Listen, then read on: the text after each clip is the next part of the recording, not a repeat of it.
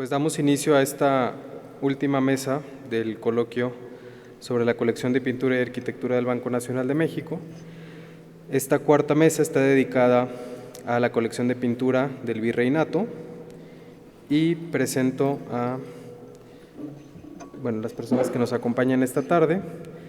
Cándida Fernández de Calderón es historiadora por la Universidad Iberoamericana, incidió primeramente en el campo de investigación histórica, cursó seminarios de maestría con el doctor Edmundo O'Gorman y con el maestro Eduardo Blanquel. A partir de 1992 fue nombrada directora general de Fomento Cultural Banamex, hoy Citibanamex, y ha consolidado sus facetas como investigadora, curadora, coordinadora editorial y promotora del arte y la cultura, rescatando y difundiendo el patrimonio mexicano dentro y fuera del país. Por mencionar solamente algunas exposiciones, pues destaca la colección y las exposiciones y publicaciones de grandes maestros del arte popular de México y de Iberoamérica, y en el campo de la pintura virreinal, las exposiciones dedicadas a Cristóbal de Villalpando, que se expusieron en la Real Academia de San Fernando, aquí en el Palacio de Iturbide, en el Met de Nueva York, la exposición de pintura de los reinos y identidades compartidas en el mundo hispánico, que se expuso en el Museo del Prado y el Palacio Real de Madrid y aquí en Palacio de Iturbide, y más recientemente Pintado en México, que se expuso en el Met de Nueva York, el LACMA en Los Ángeles y aquí también en Palacio de Iturbide. Pedro Ángeles Jiménez es doctor en Historia del Arte por la Universidad Nacional Autónoma de México, ha sido profesor de asignatura en la licenciatura en Historia y actualmente lo es en la maestría de Historia del Arte.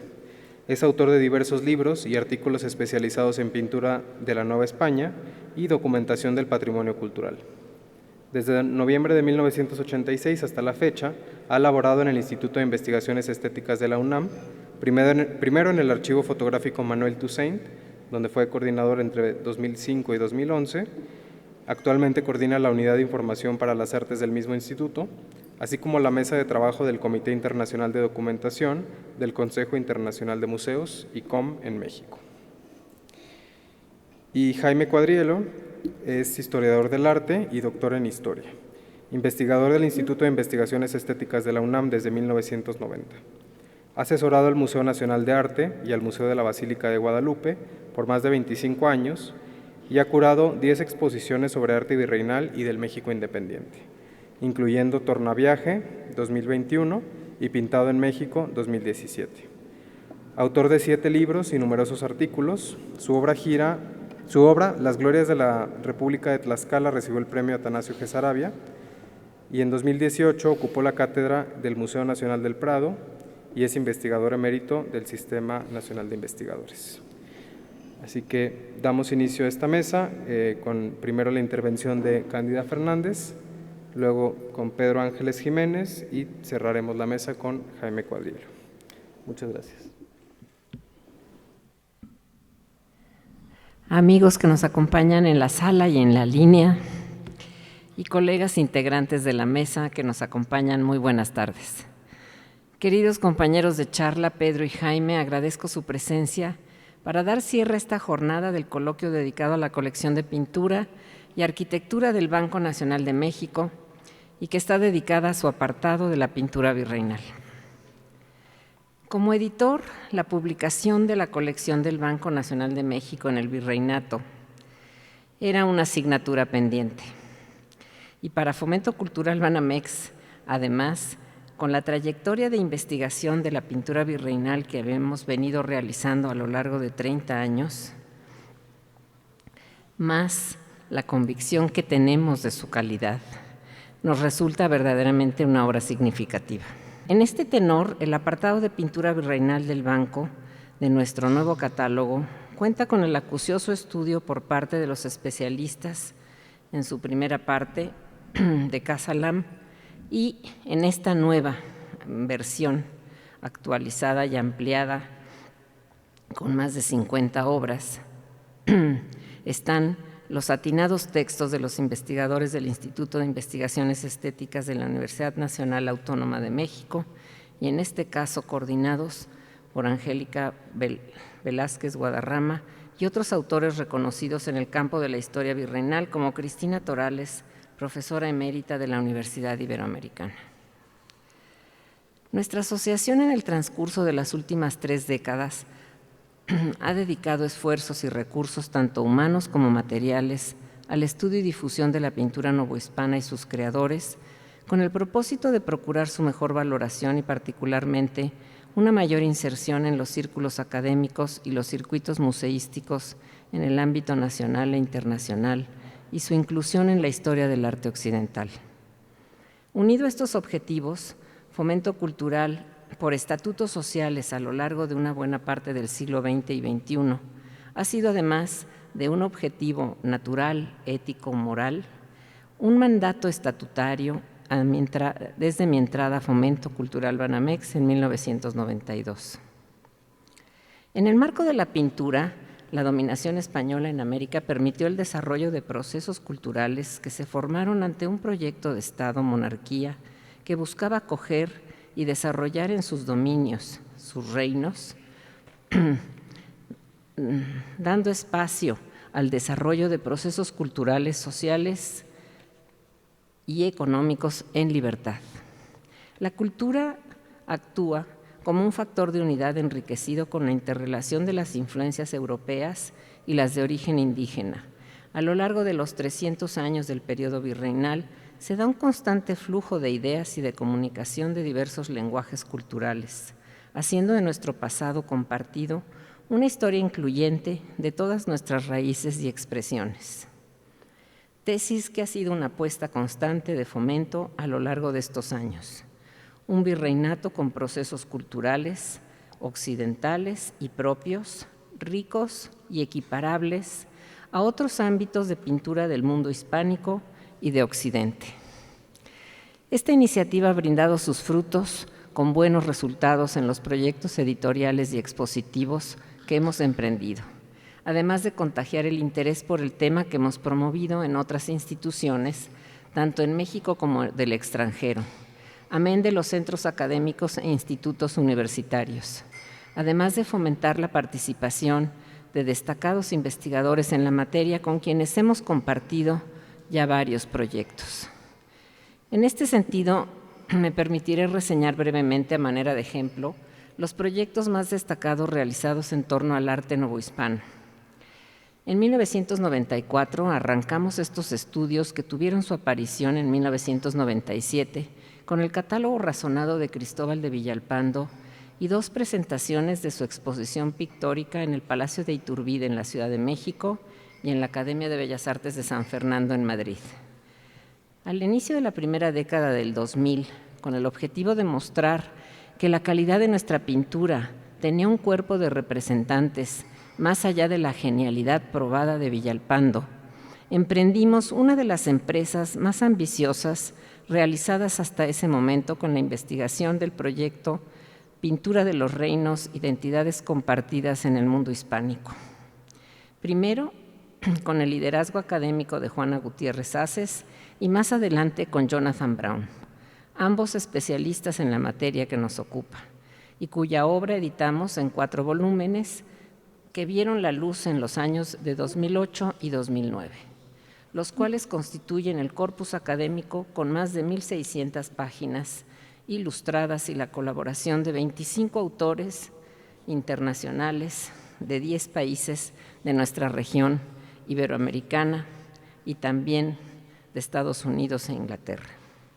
Proyecto pionero que replantea una visión más amplia y objetiva de la historia virreinal y que no puede entenderse desde el aislamiento, sino como un constante tránsito de personas, modelos e ideas dentro del ámbito de la monarquía española que resultó global, en donde la monarquía daba espacio y posibilidad a la formación de dichos procesos culturales.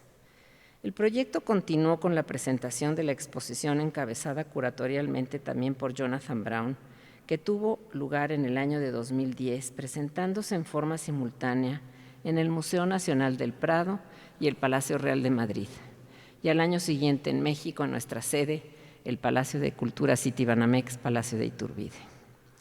Pintura de los Reinos representó el primer paso que marcaría caminos y derroteros a la investigación de una historia compartida que será más incluyente, propia de un territorio cultural común, al mismo tiempo que despertó el interés de otras instituciones museísticas y centros de investigación. Ejemplo de ello fueron las invitaciones que después recibimos para realizar los proyectos, primero de México en el Louvre, obras maestras de la Nueva España, siglos XVII-XVIII, que presentamos en 2013, y después también, por invitación, la exposición en el Metropolitan Museum dedicada a Cristóbal de Villalpando, a 20 años de su primera gran exposición, y que revisó y puso al día las investigaciones y listado de obra. Otro significativo proyecto por invitación fue el encabezado por el Museo del Condado de Los Ángeles, LACMA, junto con el MET, titulado Pintado en México, Pinsit Messici, dedicado a la pintura novohispana del siglo XVIII, así como nuestra colaboración en proyectos editoriales como la publicación de pintura en Hispanoamérica, realizado por Luisa Elena Alcalá y Jonathan Brown, bajo el sello editorial del Viso. La relación de nuestras exposiciones cabe tal vez en una hoja de papel, pero el esfuerzo de haber llegado a estos museos a lo largo de los años fue muy grande y la verdad sí son proyectos que nos llenan de satisfacción. Las exposiciones antes referidas contaron con la edición de sus respectivos catálogos, que han sido también relevantes en nuestro acervo editorial. Por estas razones, no es fortuito que Fomento Cultural siempre haya tenido un especial interés por el apartado de pintura virreinal de la colección pictórica del Banco Nacional de México en su estudio y divulgación. Primero con Juana Gutiérrez y después con Angélica Velázquez, ambas nuestras asesoras para la colección de arte del Banco Nacional de México. Ellas han sido las manos que nos han guiado para estudiarla cabalmente. Como sabemos, la pintura del virreinato de la Nueva España se caracteriza primordialmente por los temas religiosos, que tanto la Iglesia como los estamentos sociales novohispanos demandaban a los pintores. Al mismo tiempo, conjugan diversas técnicas como son la pintura de los enconchados y otras más. Por otro lado, se populariza el uso de nuevos soportes como los biombos, en los que también se plasman otras escenas temáticas diversas que a partir de los procesos de secularización del siglo XVIII fueron del interés de artistas y sus mecenas. El retrato se extiende entre las familias nobles del siglo XVIII y se desarrolla también en paralelo una rica diversidad de escenas mitológicas, históricas y alegóricas, así como los llamados cuadros de castas, con escenas costumbristas y de paisaje. Todas ellas están representadas en la colección virreinal del Banco. Es importante, entre ellas, el cruce temático y de género que se da en las obras, de la conquista a los albores de la independencia, con ejemplos criollos y con escenas costumbristas y devocionales importantes. Es más corta, pero con obras también muy significativas. Entre ellas podría yo destacar, así en una relación muy rápida, la serie de los 6 enconchados de Miguel González del siglo XVII, y qué decir de este biombo que nos acompaña de Correa, del encuentro de Cortés y Moctezuma y los 4 continentes. Otra pieza también relevante que me parece, y que además ya nos hablarán tanto Pedro como Jaime de los hallazgos y las novedades, es el biombo de la conquista, que es menos conocido pero espléndido, pudo datarse y además encontrarle autor con Manuel Arellano. Los cuadros de Cabrera, tanto de la Virgen del Carmen como de José Mariano Berrio y del obispo Lorenzana, 2 espléndidos retratos y una deliciosa imagen religiosa, también son de las obras favoritas de la colección. ¿Y qué decir del círculo de Nicolás Enríquez, El Parián? Esta escena costumbrista tan rica, tan bien pintada, y que es un verdadero testimonio histórico de las mercaderías de esta ciudad y de la pluralidad social del siglo XVIII. Sor Juana de Herrera también es otra pieza exquisita, así como la serie de castas anónimas, la completa en 4 lienzos y otro par que también aparecen, un par de matrimonios, con ella muy morenita y que la verdad también son deliciosas. La apoteosis del Santísimo Rosario también es otra de estas piezas muy especiales. Y el biombo de la historia del Quijote no se queda muy atrás. Y como buena colección que se precie del virreinato, tenemos una buena Virgen de Guadalupe y además de casa, de María Guadalupe Moncada y Berrio, que ya fue mencionada anteriormente en la presentación de Angélica. También de José Mariano de Lara hay un delicioso y romántico cuadro de una pareja, de Mateo Músito y su esposa, en donde con muy delicada forma le regala una rosa a su esposa. Entre las obras de la colección hay autores muy bien representados también con excelentes obras, y algunos de los ejemplos que creo que son también muy relevantes dentro de la producción misma de los autores. Creo que de Correa es un ejemplo claro, y el otro, esta maravillosa imagen que está detrás de nosotros, que nos acompaña, que es la Magdalena Penitente de Juan Tinoco, que para gusto de muchos probablemente sea la mejor obra de este muy buen pintor poblano. Entre las obras de la colección, algunas de sus piezas también resultan ser las más significativas al espíritu del Banco Nacional de México, tales como las que fueron propiedad o están relacionadas con los dueños originarios de su casa matriz, este hermoso palacio, así como también el Palacio de Moncada, hoy Iturbide, y sede de la institución de nuestra asociación, en cuya adquisición hay un interés como documento histórico y se ha ido a lo largo del tiempo comprando para completar la familia con distintas manos de pintores, y también, ¿por qué no también tal vez con un componente nostálgico al querer restituir a las casas los objetos y las imágenes de quienes la construyeron? Cabe destacar que algunas de las obras son emblemáticas tanto por su expresión formal como iconográfica, en las que los artistas novohispanos expresaron su fe, ideas y sentimientos en muy diversos materiales, formatos distintos y utilizando todo un abanico de técnicas entonces disponibles, convencidos de aportar a una historia unitaria por encima de la diversidad aparente. Sobre algunas fortalezas y posibles caminos de la colección virreinal, esta colección, como ya se había mencionado, tal vez es más pequeña y más corta que la del 19 y 20. La premisa de no comprar obras religiosas por algún tiempo en el banco caló en la selección de quienes estuvieron a cargo de la obra y tal vez sea una de las razones por las que el número es menor. Pero al mismo tiempo, esto permitió abocarse a reunir una colección del siglo XIX espectacular, como también una excelente colección del siglo XX.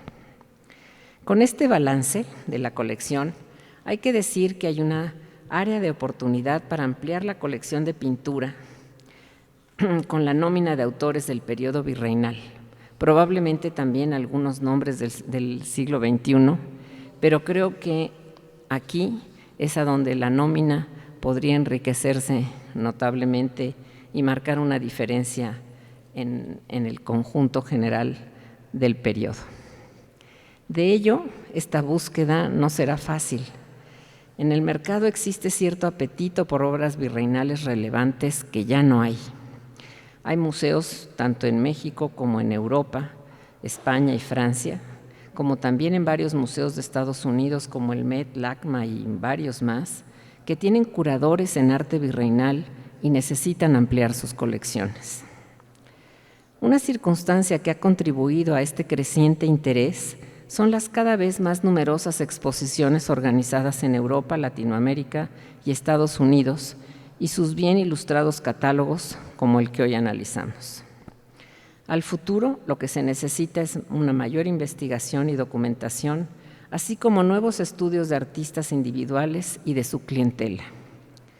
Unir estas intenciones a un objetivo común es muy importante.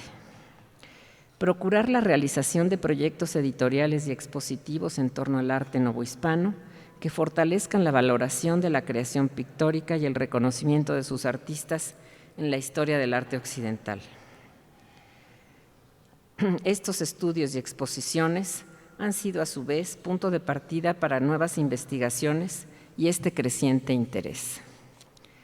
Antes de concluir, quiero agradecer la confianza del Banco Nacional de México para esta tarea, en primera instancia a Manuel Romo y a su equipo de dirección por su confianza en nuestro quehacer y por impulsar las iniciativas culturales de nuestras líneas de acción, entre las que destaca nuestra labor en el fomento del arte novohispano, así como editorial con la publicación de esta y otras obras que estas estarán pronto a su disposición y las otras ya lo están.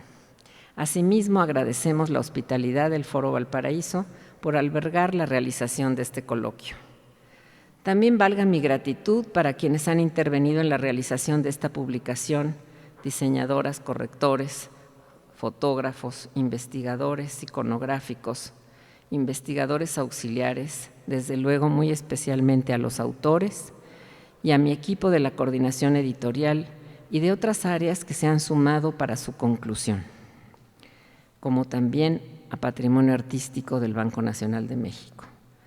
Con esta obra editorial reafirmamos nuestro quehacer por aportar al conocimiento de nuestra historia contenidos con vanguardia y con ciertas innovadoras perspectivas de innovación, así como el compromiso del Banco Nacional de México, Citibanamex, por la difusión de nuestra cultura y resguardar su memoria en esta significativa parte del ser mexicano. Muchas gracias.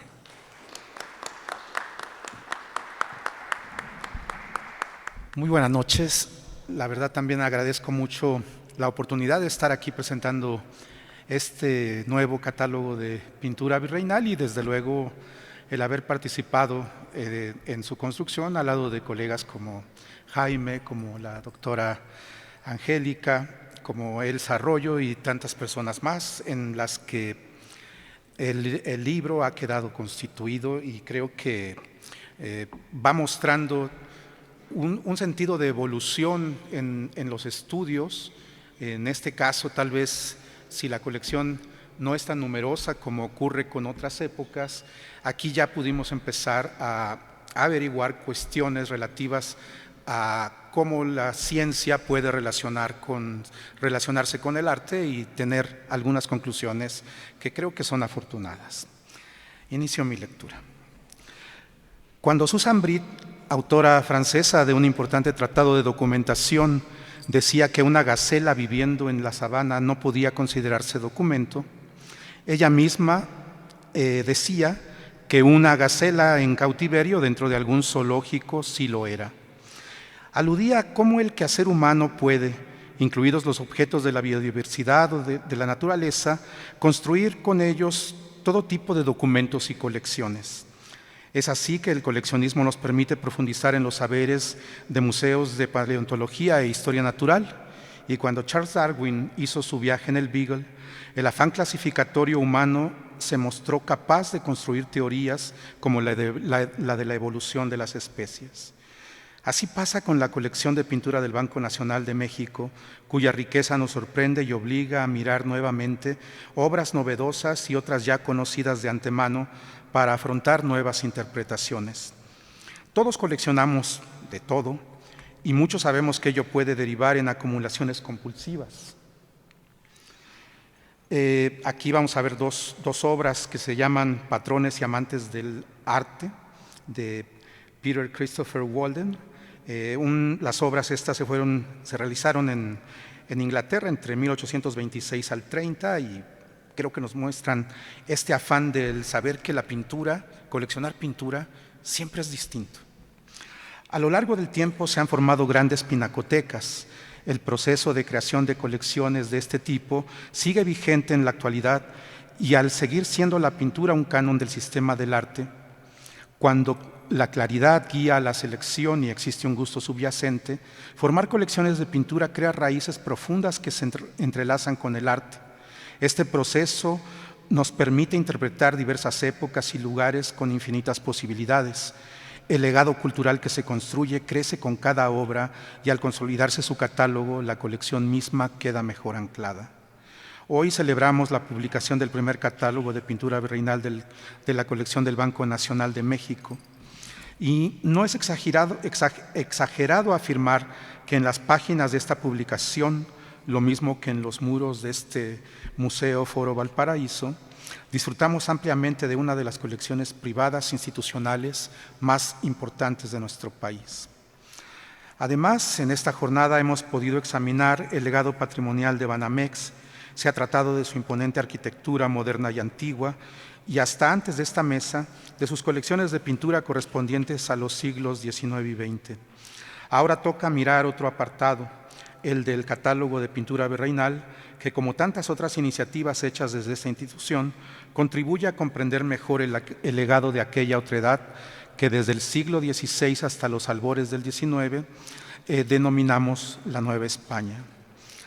Los inicios de la colección, y esta es una frase que tomo del prólogo, de uno de los prólogos o palabras preliminares de este libro, los inicios de la colección de pintura del Banco Nacional de México podrían situarse incluso con el origen mismo de esta institución financiera, con su oficina central ocupando el antiguo Palacio de los Condes de San Mateo de Valparaíso. Se comenta, hubo la necesidad de adquirir algunos cuadros acordes con el edificio. Pero a diferencia de aquel momento casi informal, en el presente apreciamos una colección consolidada, con una gran nómina de artistas de distintas épocas y con gran variedad de tipos de pintura. Refiriéndonos a la novohispana, la colección ahora mismo cuenta con obras de Cristóbal de Villalpando, Juan Correa, Manuel de Arellano, Miguel González, José Rodríguez Carnero, Juan Tinoco, Fray Miguel de Herrera, Miguel Cabrera, Andrés de Islas, Nicolás Enríquez, los cuales abarcan un amplio espectro de tiempo que va desde el siglo XVII hasta los albores de la independencia de la Nueva España. En lo general, la pintura novohispana y sus obradores estuvieron íntimamente ligados a representaciones religiosas, y en esta colección apreciamos pinturas tan relevantes como la María Magdalena de Juan Tinoco, distinguido artista poblano nacido el 27 de octubre del 641, o el San Cristóbal de José Rodríguez Carnero, artista natural de la Ciudad de México, pero cuya obra transcurrió mayormente en la Angelópolis. Además, la colección cuenta con una amplia variedad de pintura de retrato, pinturas de castas, aunque desde mi punto de vista, las obras más emblemáticas se formalizan en dos tipologías, enconchados y biombos. Entre los primeros, es difícil ignorar, por su calidad plástica y visual, la serie de las alegorías del credo firmadas por Miguel González. Contemporáneo a este artista de Correa y Villalpando, González une a la fluidez de su trazo un delicado trabajo colorístico que se complementa con el brillo del embutido de las conchas, estratégicamente puesto dentro de cada composición. Logra en cada obra suya un efecto parecido al de la plumaria o los taraceados, un lujo visual que se extiende desde la superficie de madera donde coloca o donde transcurre cada escena hasta el marco que completa cada objeto y lo hace digno de una cámara de las maravillas. Entre los segundos, esta colección posee biombos de extraordinaria calidad plástica, histórica, cultural y simbólica. El primero que comentamos es uno localizado aquí mismo ya desde hace muchos años y es atribuido al obrador del pintor mulato Juan Correa. Se trata del biombo que en su anverso representa una alegoría de los 4 continentes y en su reverso el encuentro de Cortés y Moctezuma. Ahora están separados, pero formaban unidad. Una ya nutrida bibliografía muestra largamente la importancia de biombos como este. Para el caso de Correa, esta obra deja de ser un mueble, un biombo simplemente, para convertir su generosa superficie en un aparato de representación intelectualmente afianzado por patrones que gustaban modelos europeos traídos a la Nueva España para servir, como pasó con Correa, a la hora de representar a América, Europa, Asia y África con regias figuras de cada parte del mundo. Estas acuden en un desfile de gala emblemáticamente construido y sí, si se inspira en una serie de pinturas de Charles Brun, puestas al buril de un maestro francés llamado Guillaume de Guinet, eso es verdad, pero la refinada manera de entender la pintura de nuestro pintor novohispano mexicaniza la obra. Y si esta faz del biombo de Correa formula una representación notable del mundo, pueden verlos mejor en vivo, en el anverso se recrea un momento histórico reconocible solo para la Nueva España de aquella época, el encuentro de Cortés y Moctezuma Xocoyotzin, el cual tuvo lugar el 8 de noviembre de 1519, en algún lugar entre la propia Ciudad de México y la calzada que atravesaba el lago desde Iztapalapa. Correa no hizo una narración de toda la conquista. Otras obras anteriores a él ya lo habían intentado, o lo habían logrado, de hecho. Se concentró en un solo paisaje, uno, pero realmente significativo, en el que la regia figura de Moctezuma y su comitiva, los danzantes al frente, la concurrencia desde las barcas navegando en una laguna mar agitada, aquella sierra hacia el poniente, en donde no se advierte la fisonomía real o más significativamente cercana a lo que hoy miramos desde el Valle de México. Confrontaba por primera vez aquellos personajes a caballo, lanceros, y toda la comitiva cortesiana que ya habían sido avistados desde hacía meses desde las costas de Veracruz hasta finalmente llegar a Tenochtitlán. Otro biombo, en cambio, narra en un extendido escenario visual de 22 paisajes toda la trama de la conquista de México. Gracias a distintos estudios de imagenología, ha sido posible saber que debajo de una capa de pintura en donde se representó al Popocatépetl, existía una cartela que apenas se adivina y que ahora nos aporta datos cruciales. El primero resulta el hilo visual de lo que vemos en el biombo, pues hay una explicación a partir de los 22 pasajes representados cada uno por números que nos describen la narrativa de esta especie de este biombo que se convierte en una especie de mapa visual. Nos va destacando cada uno de los pasajes correspondientes a la gran epopeya de la conquista de México. El primero es el recibimiento que hizo el monarca capitán general Fernando Cortés. Luego vendrán otros números que señalan a la calzada de San Antonio, San Cosme o a Bartolomé de Olmedo, la ayuda de los tlaxcaltecas, la batalla de Templo Mayor, la Malinche y su padre, el tesoro de Moctezuma y algunos otros pasajes de los que antes se tenía un vago registro o al menos no toda la precisión de qué trataban.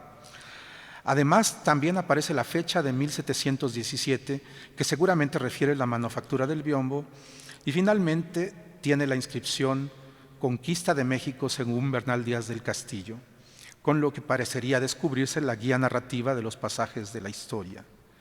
La verdad es que para ese momento las fuentes que narraban a la conquista se habían extendido a diferentes plumas y visiones. Ya existía publicada desde el 552 la historia de la conquista de México de Francisco López de Gómara, una obra cercana a los propósitos que el propio Cortés detallaría en sus cartas relación. Luego, en el año del 632, apareció la primera edición de la historia verdadera del soldado Díaz del Castillo. Es decir, si la cartela dice y tiene verdad en esto, estaría usando una fuente publicada casi un siglo antes.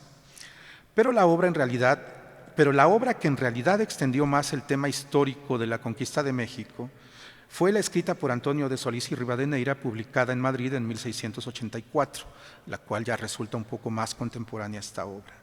Si bien es cierto que la cartela detalla como fuente a Bernal Díaz, y seguro lo es en algunos de sus detalles, la versión integrada de los 22 pasajes descritos en el biombo solo es posible trazar siguiendo conexiones con fuentes diversas.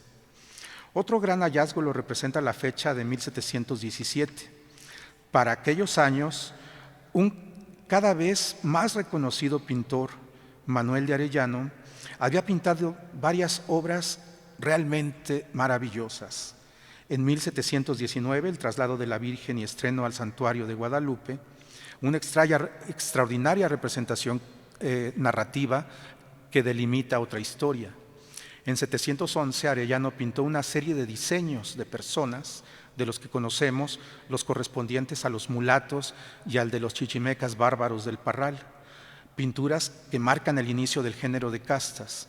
Y finalmente, es de su pincel una plaza mayor en la Nochebuena de 1720, obra extraordinaria dada a conocer en la exposición de pintura y vida cotidiana que organizó el propio Fomento Cultural Banamex hace unos años. La información descubierta en la cartela de este biombo resultó de gran utilidad para relacionar a ese notable artista novohispano con el biombo que ahora vemos. En esta apresurada relación no podemos dejar de lado la mención de otro biombo que trata el tema del Quijote de la Mancha.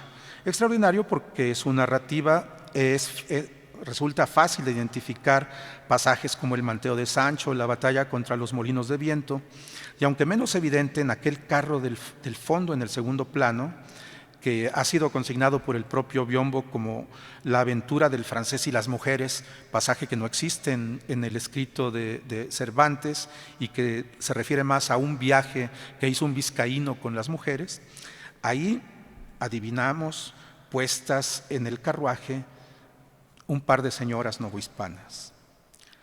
Finalmente, de Cristóbal de Villalpando, y para ilustrar al menos algo del género del retrato, miramos aquí el que corresponde a José de Retes y Lagarcha, acaudalado personaje novohispano por haber ostentado el cargo de apartador general del oro y plata desde 1655 hasta la fecha en que murió, en 1685, cuando posiblemente esa obra habría estado expuesta en el convento de San Bernardo, de donde este hombre fue un gran benefactor, permaneciendo ahí hasta que en tiempos posteriores pasó a formar parte de la colección de la familia de este acaudalado personaje novohispano. Como palabras finales, tengo que decir que cuando se propone el estudio de cualquier obra, aunque hubiera sido revisada por nuestros maestros antecesores, cada nueva incursión siempre revela nuevos horizontes y afianza más su peso y el paso que tiene dentro de la historia del arte. Hay siempre precisiones, nuevos hallazgos, la construcción de relaciones cada vez más firmes.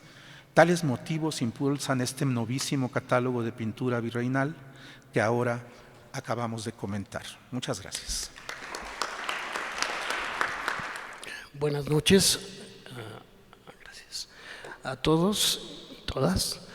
Pues desde luego aquí hay un doble agradecimiento a las personas y a la institución, pero también al instituto al que pertenezco y a la oportunidad de acercarnos a la colección para agradecer, como ha dicho Pedro, todos los hallazgos, todo el conocimiento que pudimos acumular y revelar, merced a la invitación de Cándida Fernández, a la coordinación de Angélica Velázquez para editar este libro. Es un agradecimiento que cualquier académico está obligado a hacer, pero no sucede generalmente, más aún para el arte del virreinal, cuando queremos saber desde el propio laboratorio científico qué hay detrás de un cuadro. Reconozco que el catálogo se beneficia, como quizá lo hubiéramos querido muchos años antes, de los hallazgos de los estudios materiales. Y pues este privilegio fue gracias a la conjunción de ambas instituciones y la iniciativa de sus directoras. En mi caso, trabajar con nuestros colegas autores, la doctora Elsa Arroyo, encabezando los estudios científicos, junto con Pedro, los seminarios constantes llevados por Angélica, pudimos intercambiar también. El diálogo fue muy valioso. Intercambiar ideas, incorporar otras versiones, corregir nuestros errores y finalmente publicar algo que el público merece. Yo me voy a referir ya a la parte de la pintura que a mí personalmente me resultó más reveladora. Me dio una nueva entrada de lectura. Me permitió establecer un nuevo vínculo para poderla analizar desde el método de la literatura comparada. Y por eso me voy a centrar en los cuadros de mestizaje, genéricamente llamados cuadros de castas, que en este caso, como ha dicho bien Cándida Fernández, no serán muchos, pero los pocos que hay revelan mucho. Quiero agradecer también que esta edición se enriquece con unas biografías muy actualizadas de los artistas, que es lo más difícil de fijar, cuándo nacen, cuándo mueren, para quién trabajan, ¿no? Y ese trabajo correspondió a la maestra Lenis Rivera. Me interesan ahora los cuadros de castas, no solo porque es un género propio del costumbrismo del siglo XVIII, porque también hay que reconocer, es una tragedia que en México hoy no podemos leer una serie completa, no la podemos ver. ¿Acaso en Monterrey la mitad de una? Pero es un género disperso, disgregado, y solo en el extranjero, que de origen era su mercado, podemos leer una serie completa. Entonces, ir armando las piezas que faltan, una colección privada en México está a punto de lograrlo, pero es todo un reto también para este rompecabezas que nunca termina. Bien.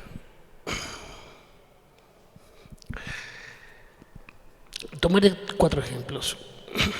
En pocas ocasiones, en el género de estos cuadros, se combina la representación del núcleo familiar con el género, también muy del siglo XVIII, del paisaje local. Más raro aún si se trata de un paisaje urbano referido a un sitio preciso o a un lugar de la memoria citadina, y no a un escenario indiferente.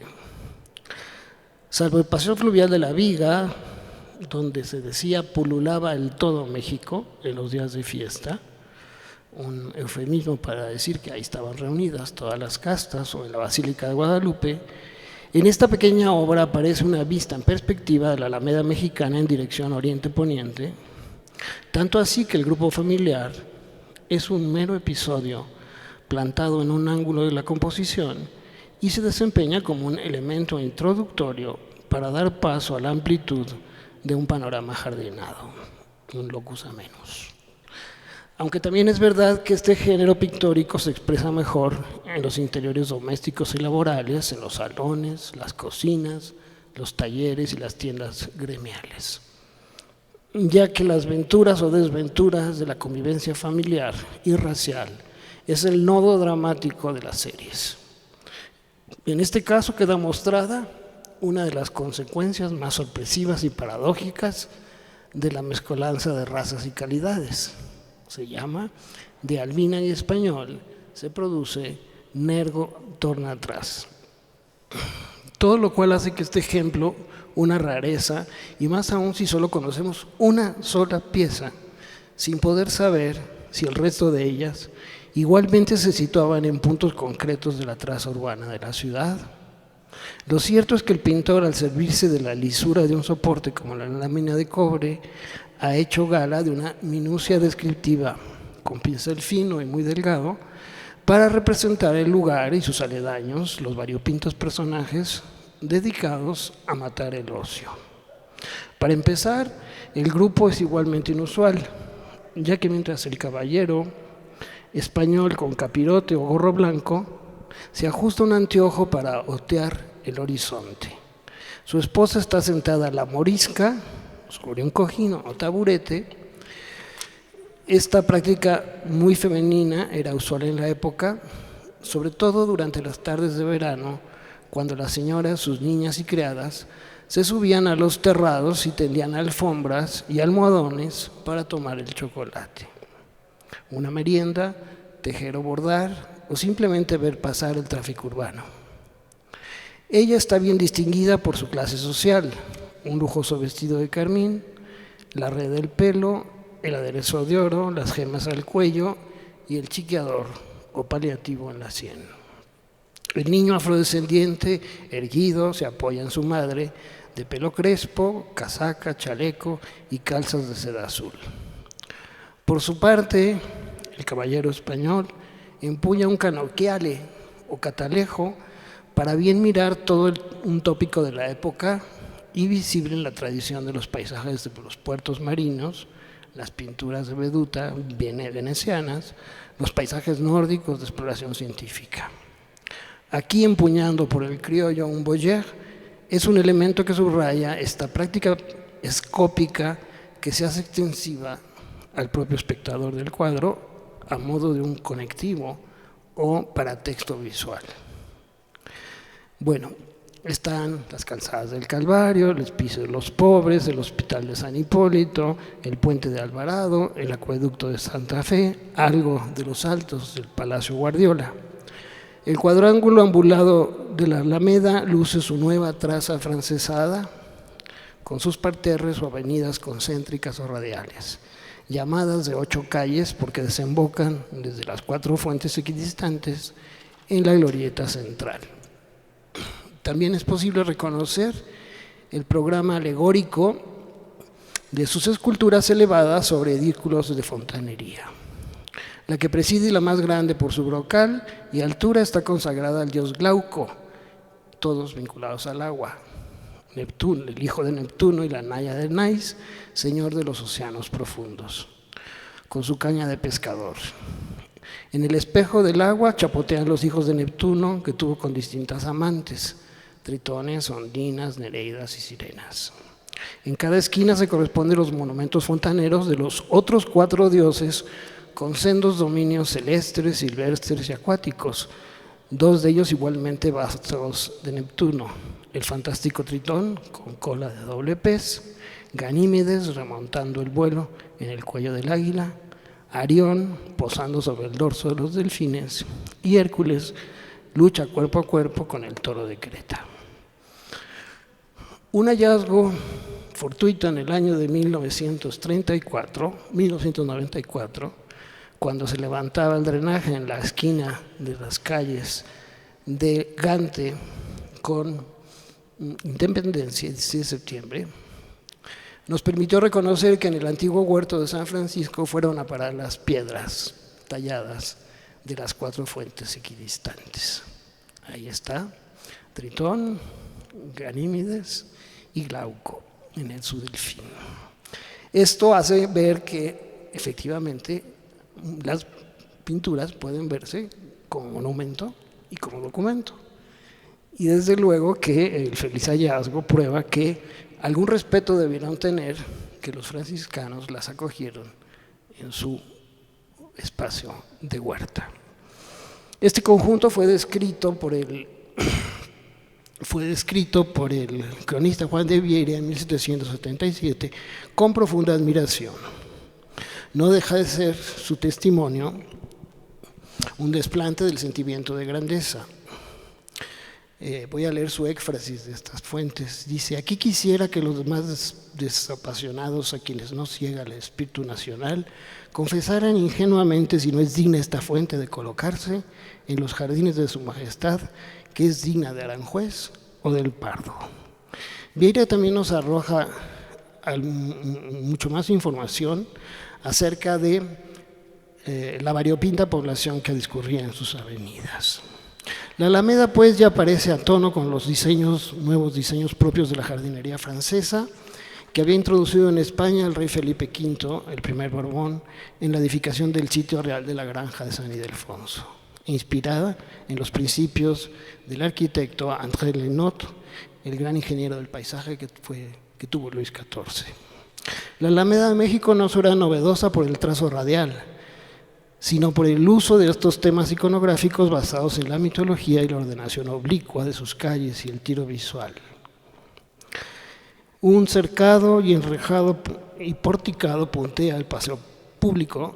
Según Vieira, era de 16 calles que podían recibir hasta 1000 coches de paseantes, y aunque se mire en la pintura, ya había prados decorados con pinturas de flores, es decir, parterres à la Baudière, formando mosaicos florales.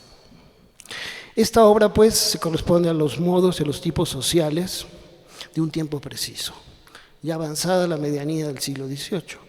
Sin duda es un día, sucede en un día posterior al año de 1775, cuando el virrey Bucareli asistió al paseo y estrenó estas 5 fuentes un 8 de diciembre, no por acaso, la fiesta de la Inmaculada, emblema de la monarquía de Carlos III, y así está vista la Alameda, ya tiene la forma pues del paralelogramo actual. La pieza pasó por el mercado del arte, fue adquirida a Jorge Enciso, nada menos, en 1965. Monumento, documento. Me voy a referir ya por último a estos 3 ejemplos. Esta tríada de cuadros de castas destaca de sobremanera del resto de su género, en especial por una naturaleza muerta, que el pintor dispuso a sus anchas, en primer plano y casi en pie de igualdad respecto a la pareja nuclear racial. Por desgracia, ahora solo conocemos 3, Baramex tiene 2, de una serie que posiblemente debió constar de 16. No solo son notables por la minucia descriptiva del bodegón, sino por las implicaciones sociales de sus propios temas. También porque este conjunto es el que mejor expresa su vínculo con la pintura similar de género de tradición flamenca. Vemos la extracción de las vísceras de un pavo como una actividad femenina, culinaria, pese a la rudeza de un acto o aparentemente ajena a la delicadeza de la condición de una dama. Por otro, la dramatización implícita, es decir, la sorpresa o conmoción que le produce a una mujer la llegada improvisa de una pareja al hogar, que es el chofer de un carruaje o caballerango mulato, un oficio que se generaban justamente, dedicaban los afrodescendientes. El catálogo de comestibles y enseres o ropajes merece destacarse como registro social de la identidad, del papel de cada género como división específica del trabajo, según cada esfera masculina o femenina.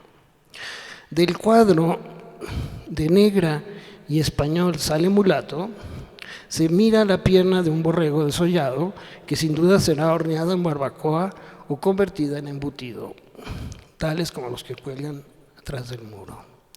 Lo mismo que la botella de vinagre. La mujer de origen africano se ha apropiado de un rebozo barreteado como prenda de pudor de origen mozárabe, el viejo almáizar, más propio de las mestizas que de una negra, pero conserva por debajo su tradicional basquiña conforme a su pertenencia étnica. Por contraste, mientras ella se ensucia las manos, abriendo la rabadilla del guajolote, una mujer fuerte, quizá laica, de la Biblia, común en las naturalezas muertas de las cocinas holandesas, su pareja peninsular es un hombre delicado y elegante, ataviado de chupa, color carmín, matando el ocio y alimentando a una cotorra.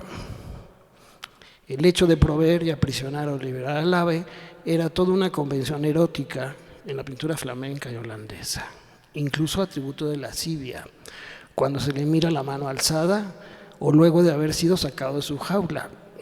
No por acaso, algo de este significado sexual y nutricio se corresponde con la paremiología, y es quizá uno de los hallazgos que permitió esta serie, es decir, el uso de los refranes populares para leer los cuadros de castas. Se corresponde, pues, con algunos refranes que se usaban entonces en España y Nueva España, comunes, pero que aquí hizo muy populares el famoso ingenio del negrito poeta, un versificador callejero que lo mismo entretenía al virrey Casafuerte, que actuaba llamado por invitación a los certámenes de los colegios jesuitas en las chanzas de las clases bajas, o daba chanzas en las clases bajas de las tabernas del Chinguirito. O sea, del Palacio del Virrey pasaba a los colegios y de ahí se iba a las cantinas a recitar sus versitos. Aquí el dicho más común que se pudiera aplicar es una balandronada propia de un seductor embalonado, que incluso se usa hasta nuestros días entre varios.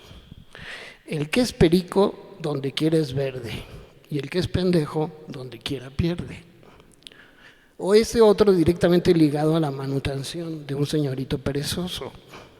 ¿Quién te hace rico? El que te mantiene el pico. Seguido por otro con una connotación a las ventajas o desventajas de la vida comodina. Come de mi mano mientras puedas. Incluso para corresponder a la generosidad de la dama al caballero, podríamos usar este otro: al que te ofrece el alón, no le niegues la pechuga. Con lo cual el pavo se transforma en una verdadera agencia representada con toda su implicación sexual. Bajo la mirada clasista de entonces se puede decir que el niño mulato ya sufre los efectos de esta relación asimétrica, no solo por su nivel racial, sino por las carencias de la economía familiar. Viste una capa de lana rota, desaliñada, y agradece la dádiva alimenticia que le sirve en un pozuelo su madre. 3. El siguiente registro, que intitula De mulato a China, sale Cambujo, es aún más rico en el género del bodegón y sus implicaciones eróticas, o incluso de transgresión sexual. Veamos primero: en el muro igualmente cuelgan los botellones de aceite, el vinagre, para resguardarlos de la fauna nociva. Junto a estos objetos está una alacena con cerámica estanífera o talavera, un jarro de cobre chocolatero y otras piezas de loza bruñida para cocer legumbres, un plato con pescados y uno con aceitunas y pimientos en salmuera y otro con manitas de puerco. Además, un pan entornado o encornado, como se llamaba. Destaca la amplia cazuela con tubérculos y hojas comestibles, al parecer rábanos o acelgas. Tanto la mesa como la alacena están regadas por rosas, mirtos y clavelinas. Las dos primeras conocidos emblemas de Venus, una Venus voluptuosa, y las últimas como símbolos de pasión. El cochero ha llegado de improviso a la cocina y aún cuelga de su mano el fuete con el que azuza la cuadriga del carruaje de sus amos. La niña Cambuja abraza a su padre con gesto de bienvenida al tiempo que sostiene una granada china. Pero como dijimos, el nodo dramático se concentra en la cocinera ensimismada que rebana tranquilamente un nabo u hortaliza sin prestar atención al visitante.